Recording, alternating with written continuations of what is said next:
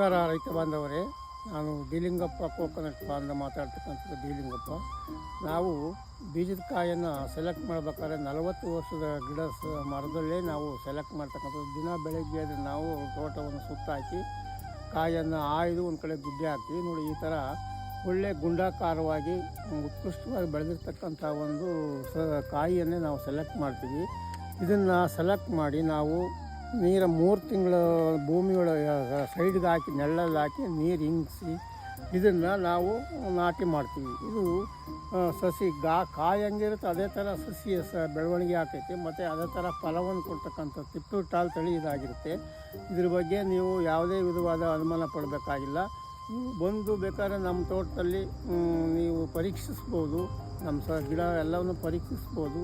ನಾವು ಬೀಜದಂತೆ ವೃಕ್ಷ ಅಂತ ಅಂದ ಹಾಗೆ ಬೀಜದ ಕಾಯಿ ಆಗಿರುತ್ತೋ ಅದೇ ಥರನೂ ಗಿಡ ಬೆಳೆದು ಒಳ್ಳೆ ಉತ್ತಮ